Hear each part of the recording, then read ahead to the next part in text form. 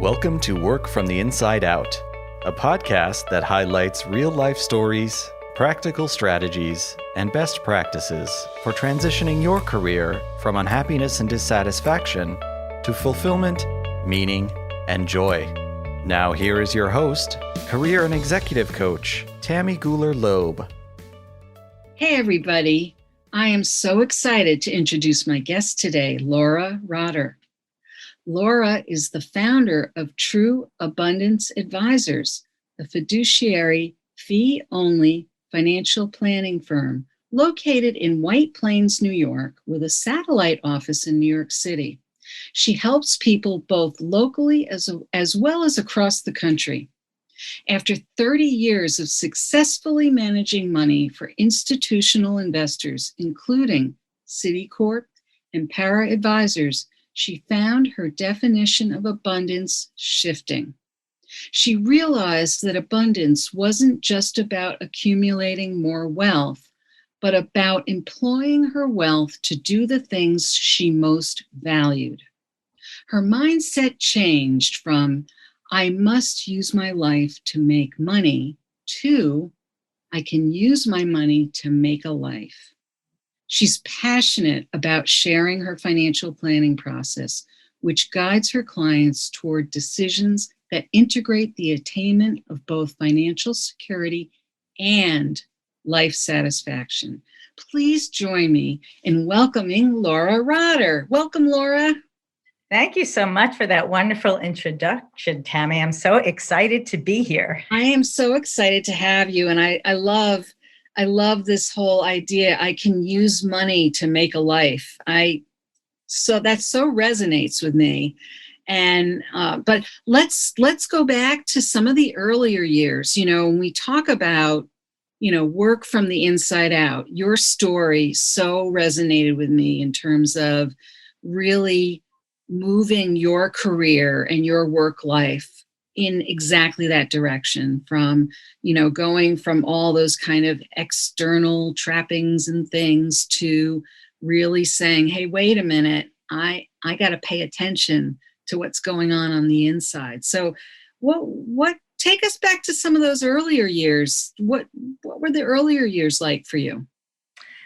I think my early years are not that different from a lot of us who grow up, in Western culture, Western society. We get messages from the culture, from our parents, from our school, from television. Yeah. There's a certain mold we are all trying to belong to. I was no different. I, was a good student. I've told the story multiple times. I've had a guitar teacher in high school who said to me, are you going to go to college? And I looked at him and I had no idea there was a choice. I grew up in a culture where college was an extension of high school. Of course, you go to college. And then when you're in college, you hope to get a good job. And I did not question that career path, that life path, till much, much later. I think in some ways, I feel like I was very lucky. I found a path. And actually, what I suppose when I look at, my sibling, for example, who got into a good law school and everything, I did have to search a bit. Yeah. But it was always good. I was not a math major, but I had intended to be a math major. Oh, you did? I did, until it got very theoretical. You show up in college thinking, I like numbers. I think I always like numbers. Frankly, I like certainty to an extent. And then you get to college and you realize math is really philosophy, and less just numbers. My education, I think, was a reaction to my father's. My father was an engineer. He went to the Rensselaer Polytechnic Institute, and he always regretted that he didn't have the ability to take literature courses. He didn't have the ability to take music courses. So I went to the kind of liberal arts college that the closest you could get to, let's say, taking an accounting course was a theoretical economics course. So Uh-huh. I ended up being an English lit major. Uh-huh. I was an English lit major because I liked the way that it brought together many different disciplines, right? You're learning about the history of when novels were written and, other cultural things. So I was an English lit major and I graduated into a recession. Ah. English lit majors, it's very hard to get employed when you graduate into a recession. Yeah.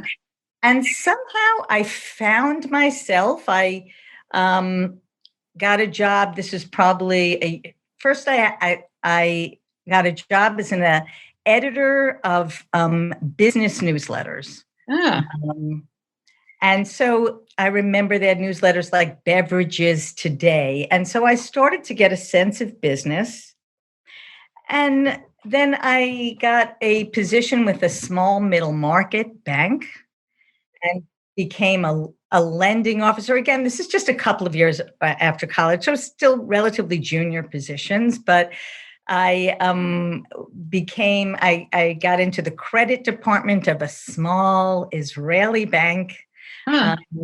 I knew how to speak Hebrew, and so it's one of the ways that I got a job. And I realized that this is fascinating. It's almost like English literature, learning about different businesses and what makes them tick and what kind of environments they do better in and what kind of environments they do worse in. I also grew up with not much financial security. Uh-huh. And so I think that motivated me. I realized as a lending officer in a small middle market bank, I was never going to have that much income. So what is a small middle market bank? What does that mean for those of us who just think a bank is a bank is a bank? Well, I think all of us, even without a rigorous financial background, know the large money center banks, right? That's JP Morgan Chase. And I worked for a small Israeli bank called Bank Leumi.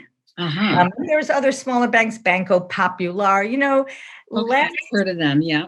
less national. They don't have an investment banking presence. Though, of course, I guess when I did this, there was probably a separation in the law. But over time, right, these large banks have investment banking presence as well as retail banking.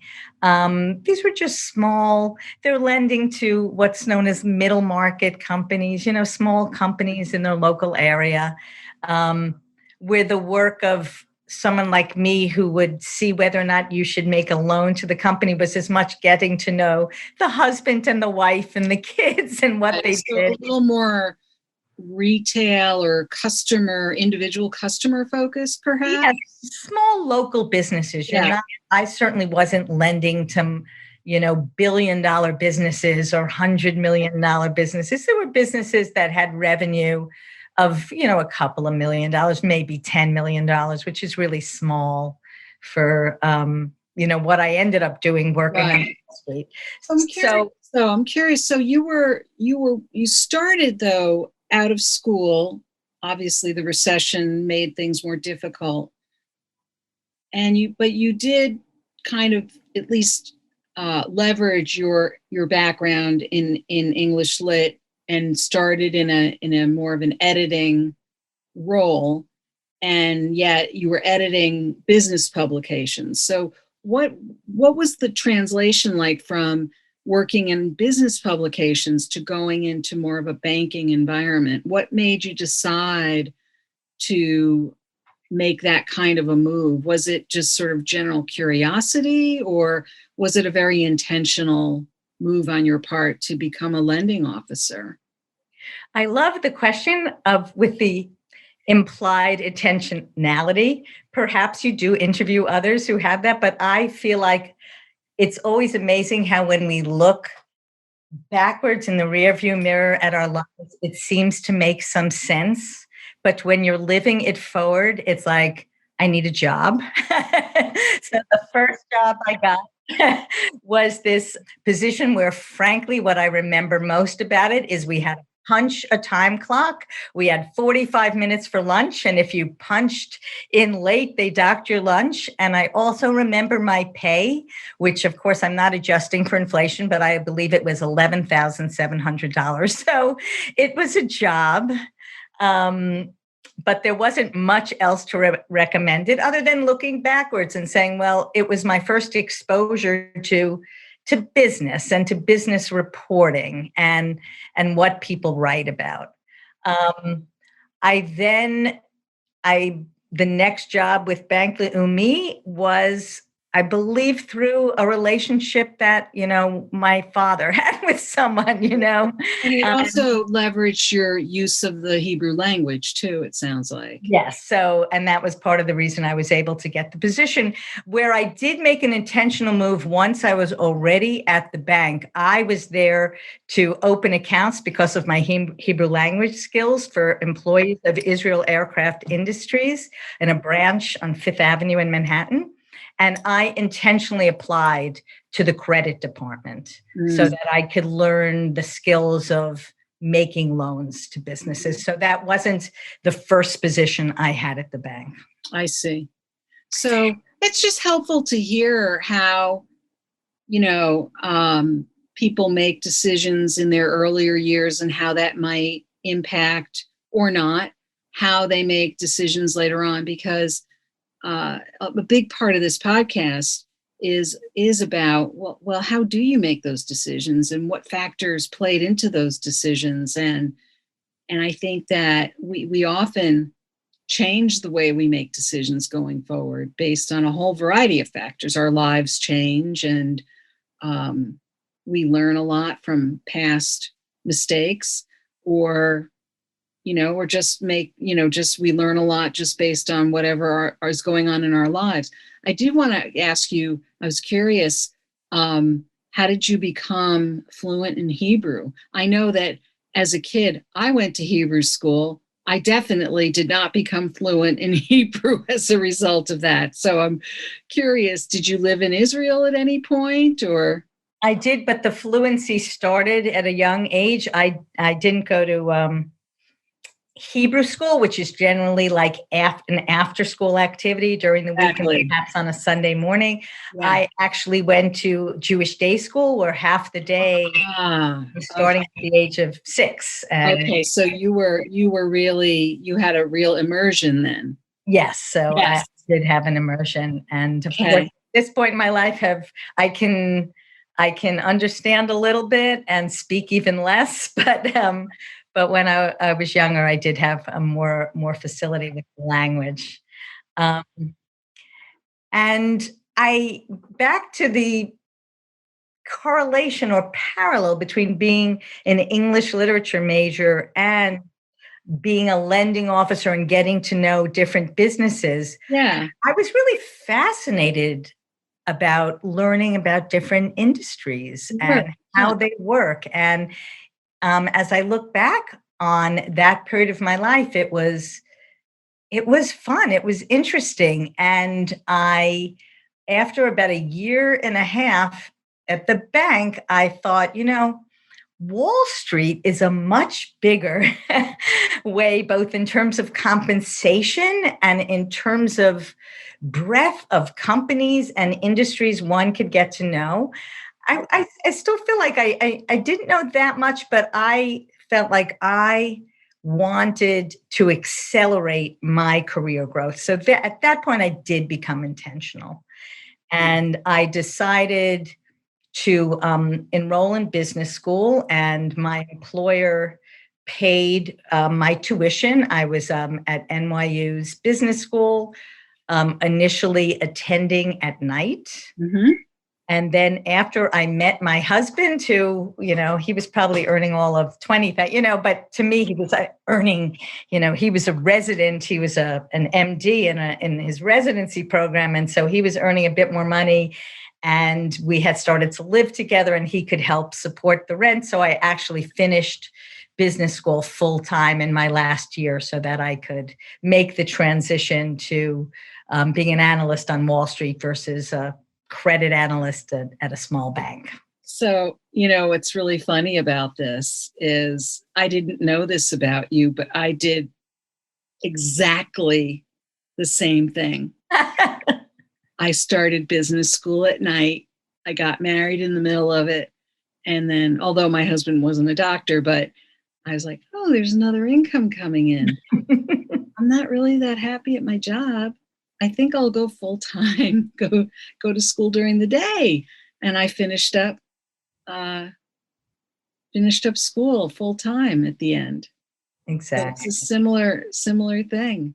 And it was nice to immerse myself in the business school program at that point, rather than spending yet another 2 years going at night. So, exactly. And I've always been, I'm a good student. I get good grades, but I always felt like college was a little bit wasted on me. Again, as my perception, it was just an extension of high school. I was a little partier, maybe not a big partier, a little partier. Business school I loved because I was applying it to the employment opportunities I had. I was also working part-time for at that time, it was a company that ultimately joined Dow Jones called Telerate. I was reporting on the oil markets. So I would, so I had coworkers and I was learning about the oil markets, and then, went to school learning real hands-on subjects, which, perhaps it wasn't what my father wanted for me. He always said, you don't go to school to learn a trade. You go to school to learn to learn. But everybody's different. And that was his dream. That was his dream. Right? Yeah. So I loved business school. Yeah.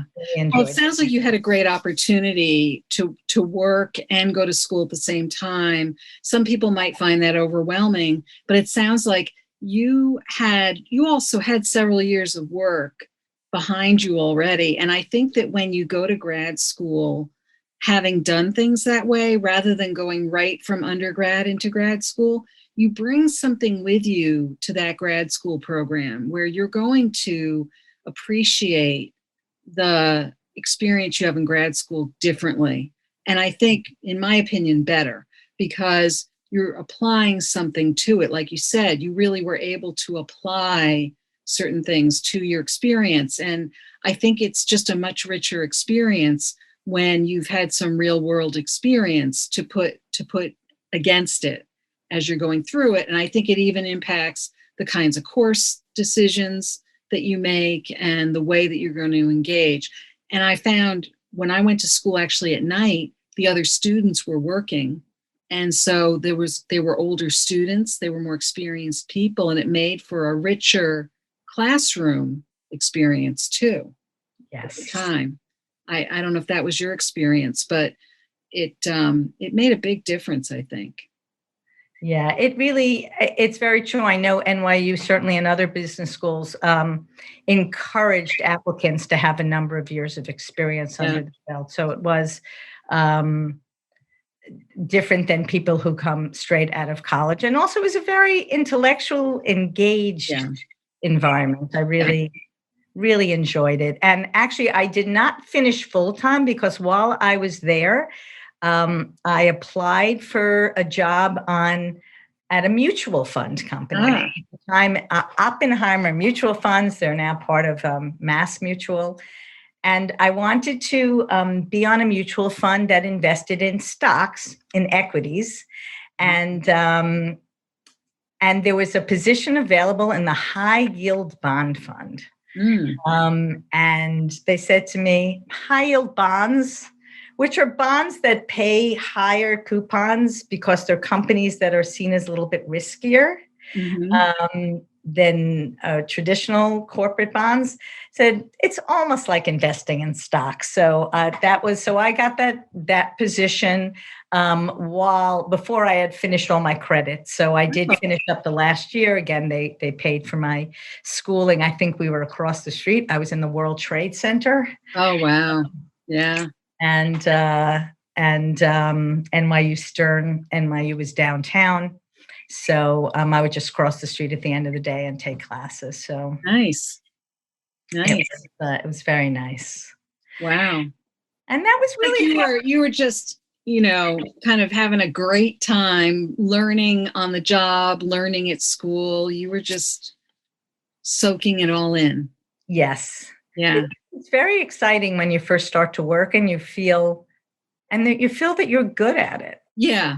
I look back fondly on that the first, I guess, third of my life on Wall Street, because everything was interesting and constantly learning. And as I said, I was good at it, and I was, rewarded financially.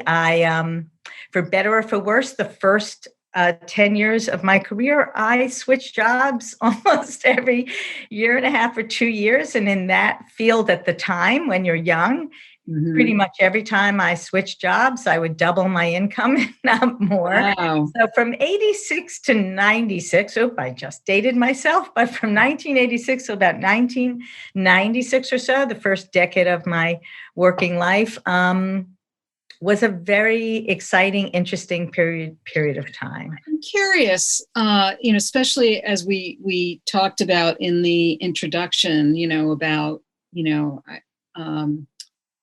that your mindset changed from I must use my life to make money to I can use my money to make a life. Because it sounds like, you're describing those earlier years.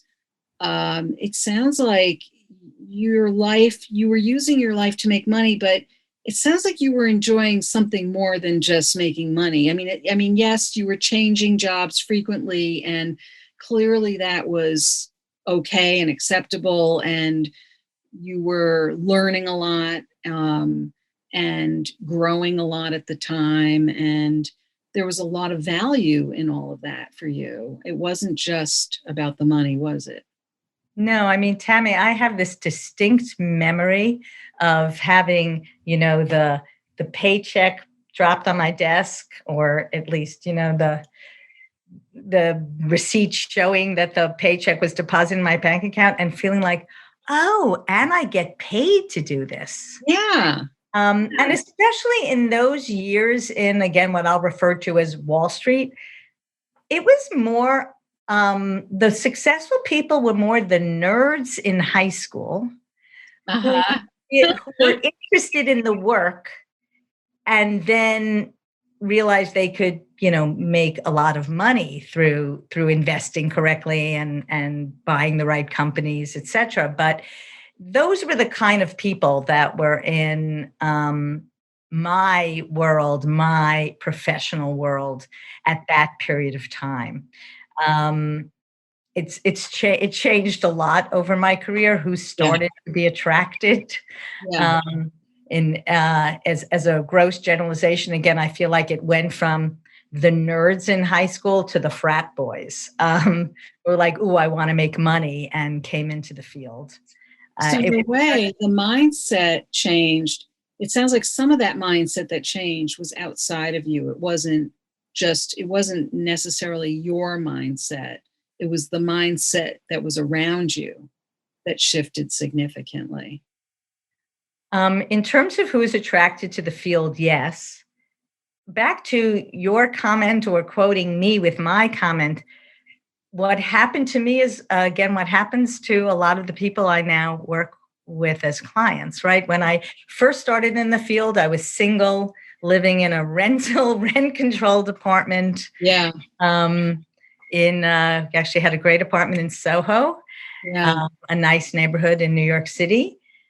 And by the time I left, I had a 6,000 square foot home with 3 children in private school and camps and heading towards college, and a vacation home. And every time we vacationed, we had someone, a concierge, who planned our vacation. And, so we accumulated things, overhead, that even without thinking about it, can trap you in a life that you might have once enjoyed. Yeah. And then you become a victim of. So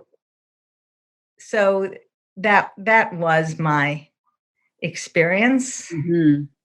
I was the one characterologically and financially, once our kids were born, and I had 3 kids in rapid succession. Wow. I had 3 children with a 2-year age difference between the oldest and the youngest.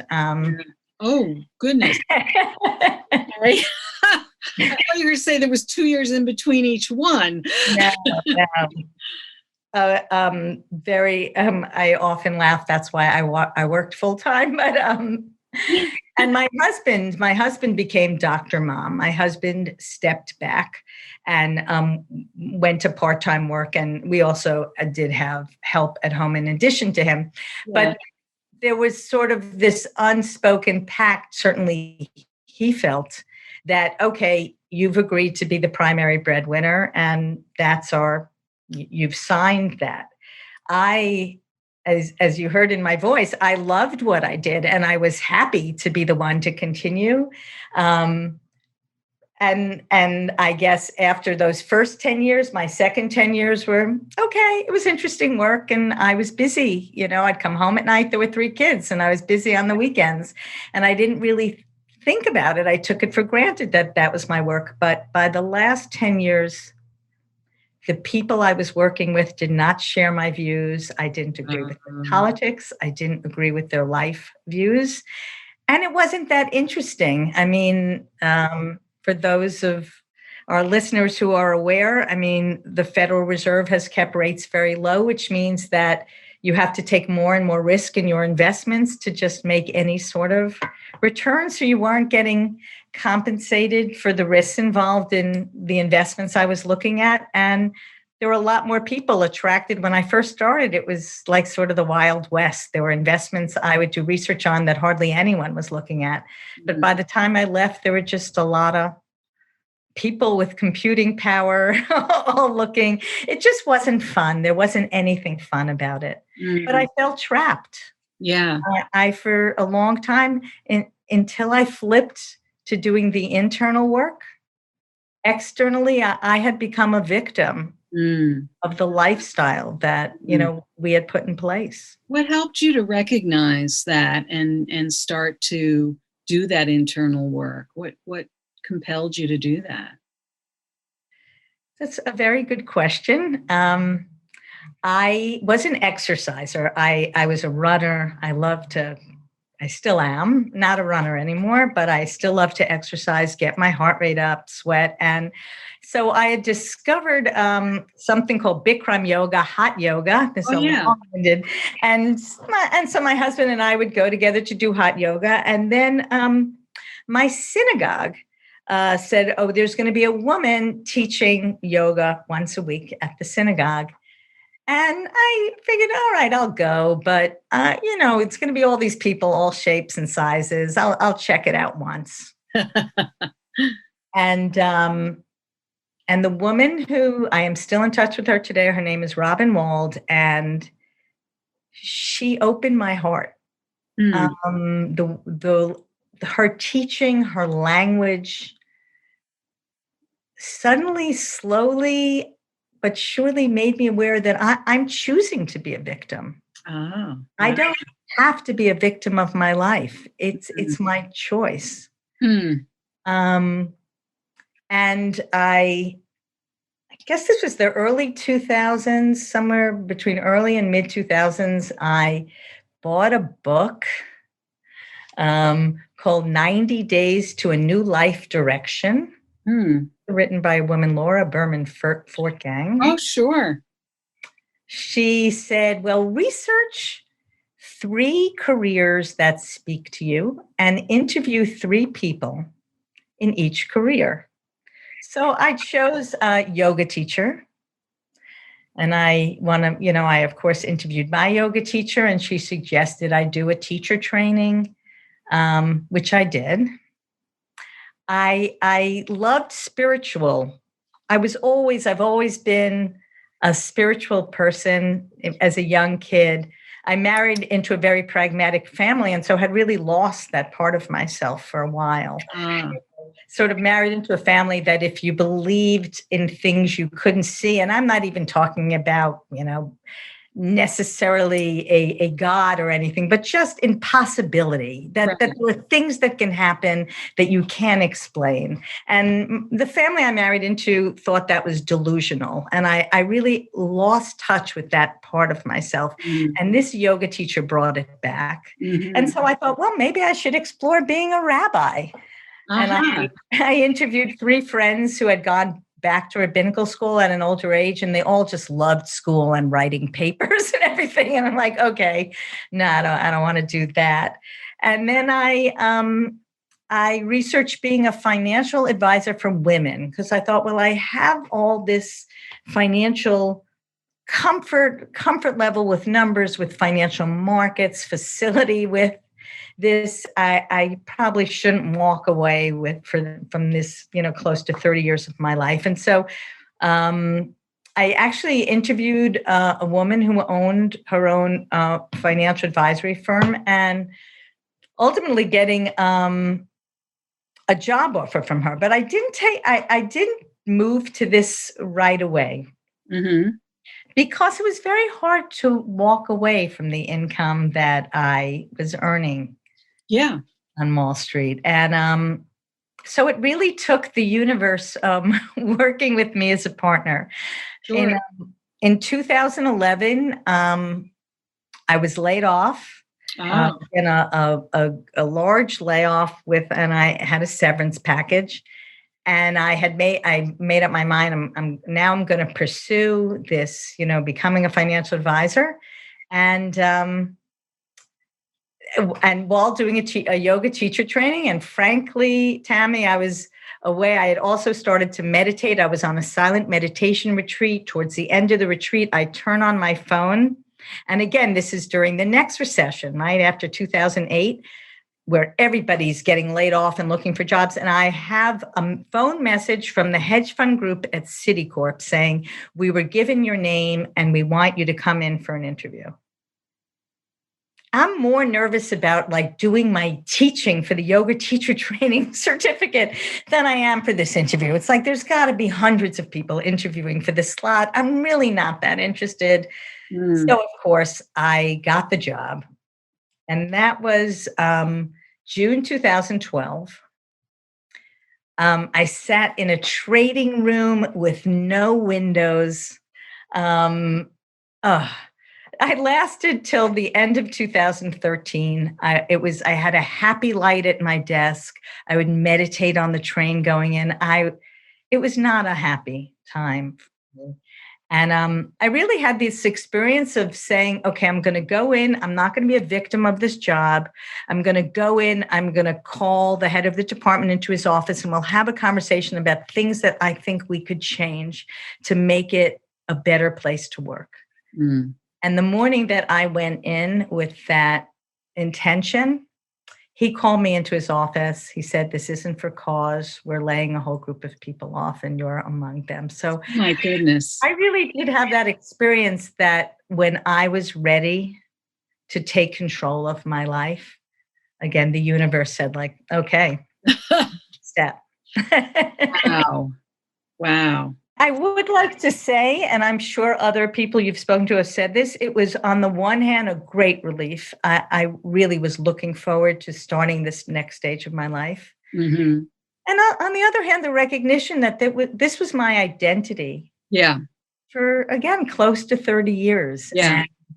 And when you make that leap, whether someone helps you make the leap or you do it on your own, there is sort of an interstitial time where it's not clear, Yeah. Who am I? Well, I think also, I mean, not to put women in a box, but I do think that women do have a hard time letting go of certain things. They feel responsible, they take care of people. And I don't want to sound trite about that at all, but I do think that we're strong. And because we're strong, we can hold on longer, even if we're holding on unhappy. And you had to give it that one more try in order to know that when it was time to go, you could go with a really full, open heart. Yes, So and we tell us now. Tell us about True Abundance Advisors. So I want to tie it to my journey. Okay. I mean, of course, the internal work helped me make the leap that otherwise I might not have been able to do. But it's also the external work, which is the work I want to bring to others together with the internal work, saying, well, if I want to live a life of purpose, I can't have a 6,000 square foot home. I don't want the overhead that entails. So we sold that house. And if I want to live a life of purpose, I can't be supporting a vacation house. And so we sold that. And it did make it easier that we had, already had saved for our kids' college education, and now they're all off the payroll. I can't. They're off the payroll. Definitely made it easier. So there's real numbers related work that's important. You can't just say, well, now I want to live a life of purpose, so I'm not going to visit the numbers. On the other hand, we all come with money stories, and that's also the work I do with clients. I mean, my husband and I had very different money stories. He grew up with a father who was from the Depression, and his story was, you do what you need to do for the family. It has nothing to do with your needs. And I grew up, my parents were more a little bit, not quite parents, children of the 60s, but like you find what makes you happy. Yeah. And so I think that, as you know, both the internal and the external work is important. And so I started True Abundance Advisors for people, again, I sort of define it as people of faith, people who believe in possibility, people who believe that life is a journey.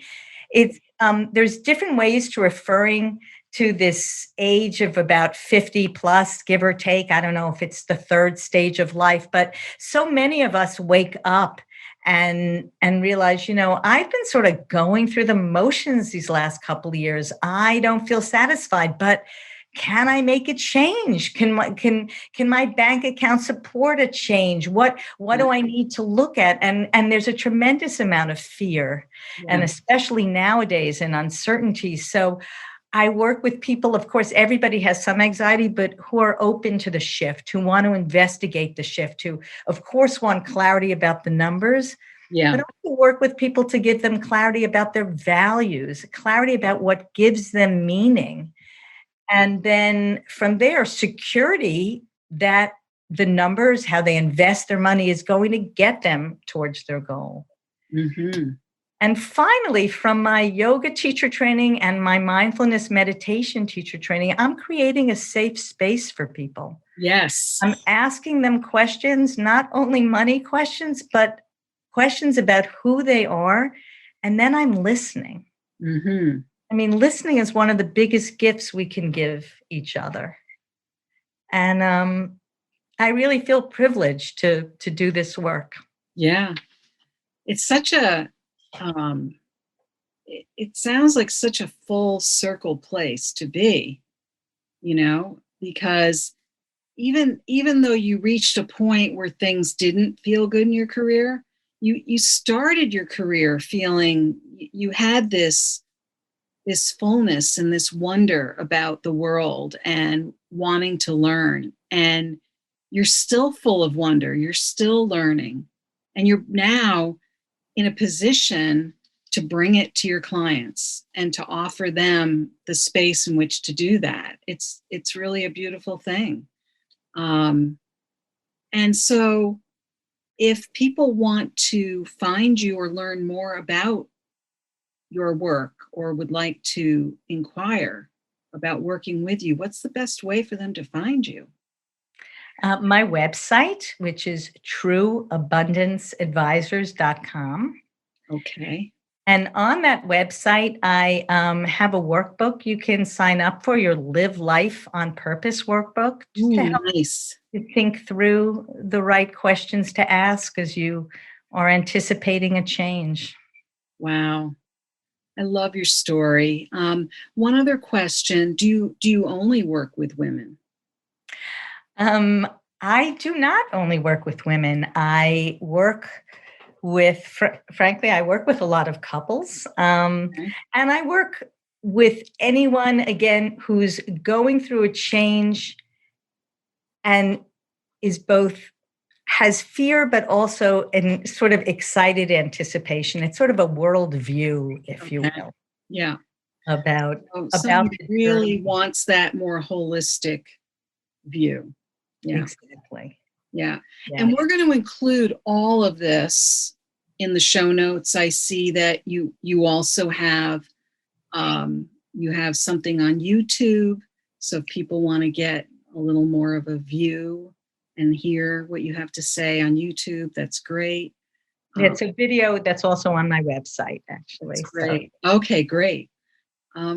Laura, this has been really wonderful. I love hearing you talk about your story, but also your journey and how you've arrived where you are now. And oh my goodness, the world needs what you're bringing to it right now so badly. Thank you, Sammy. This has been really so much fun. Yeah, I really enjoyed talking with you. Thank you so much for being here. Thank you for having me. I hope you enjoyed my interview with Laura Rotter. It was so interesting to speak with her to learn about her professional journey. What is your key takeaway from our interview? If you are interested in any of the resources or links mentioned in today's podcast, you can find them on the blog page of my website at www.tammygoolerloeb.com. Just look for episode 105. Are you anticipating your next professional move? Or are you just feeling a little stuck? Get specialized group and individualized support, insights, and accountability from a brilliant mix of professional women in a safe, non-judgmental, creative space. Join one of my small hybrid mastermind coaching groups, starting on a rolling basis. You can learn more at https://bit.ly/navigating career change. If you were inspired by this episode with Laura, please share it with your friends and colleagues, and don't forget to subscribe so you don't miss next week's show. Remember, subscribing is always free. Are you enjoying the podcast? I'd love to read your review on Apple Podcasts. It's easy to find through my website at www.tammygoolerloeb.com/podcast. Just click on the Apple Podcast button and follow the instructions provided there. Thanks so much for listening. And remember, it's never too late or too impossible to increase your sense of fulfillment and satisfaction in your work and other meaningful activities. Let me know how it's going for you. Bye for now. Thank you for listening to the Work from the Inside Out podcast. For more information, you can find us at www.workfromtheinsideout.com.